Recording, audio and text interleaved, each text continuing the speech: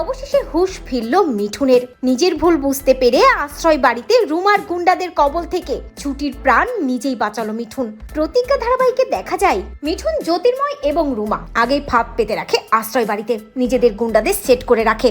অভিছুটি ইন্দ্র সেখানে গিয়ে গুন্ডাদেরকে দেখে যথারীতি অবাক হয়ে যায় এবং এই গুন্ডাগুলো যে প্রমোটারের সেট করা, এর পেছনে যে রুমার হাত রয়েছে তা বুঝতে বাকি থাকে না ছুটির। চারদিক দিয়ে গুন্ডারা ঘিরে থাকে আর ভেতরে থাকে ওই মিঠুন, জ্যোতির্ময় এবং রুমা।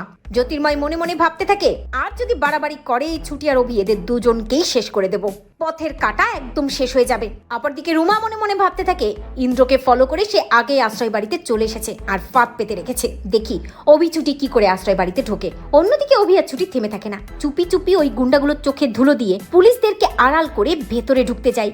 আর ঠিক তখনই ওই গুন্ডাগুলো সেটা টের পেয়ে যায় আর গুন্ডাগুলো আক্রমণ করে অভি আর ছুটিকে।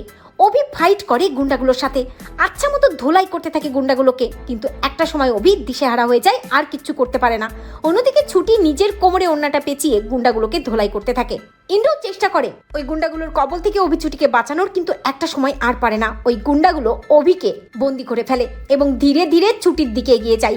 একটা লাঠি দিয়ে ছুটিকে মারার চেষ্টা করে ওই গুন্ডারা রুমার চোখের ইশারায়। ঠিক তখনই সেটা দেখতে পায় মিঠুন। মিঠুনের হুঁশ ফেরে। মিঠুন মনে মনে ভাবে, না না, ও তো আমার বোন, আমি কিছুতেই ওর সাথে এমনটা হতে দিতে পারি না। মিঠুনের মনে পড়ে ছোটবেলার অনেক কথা, পরি তাকে কত ভালোবাসতো। সে পরি সৎ কাকার ছেলে হলেও কখনোই সতের মতো দেখতো না। মিঠুনকে নিজের হাতে ছোটবেলায় খাইয়েও দিত পরি, সবটাই মনে পড়ে মিঠুনের। আর ঠিক তখনই মিঠুন চিৎকার করে বলে, না, খবরদার না, এই বলেই এগিয়ে যায় ওই গুন্ডাগুলোর দিকে। যখনই ছুটির মাথায় লাঠি দিয়ে আঘাত করতে যাবে ওই গুন্ডা, তখনই মিঠুন ওই লাঠিটা গিয়ে ধরে এবং মিঠুন রুখে দাঁড়ায়, যেটা দেখে জ্যোতির্ময় সহ সবাই অবাক হয়ে যায়।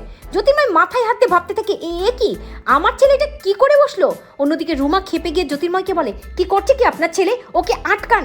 কিন্তু মিঠুন কারো কথা শোনে না। মিঠুন ছুটির প্রাণ বাঁচায় ওই গুন্ডাগুলোর কবর থেকে, রক্তের টানে নিজেই নিজের বোনকে বাঁচায় মিঠুন। তো বন্ধুরা, তোমরা এটাই চাও তো এভাবেই যেন রক্তের টানে মিঠুন ওই রুমার গুন্ডাগুলোর থেকে ছুটির প্রাণ বাঁচায়? কমেন্ট করে জানাতে ভুলো না।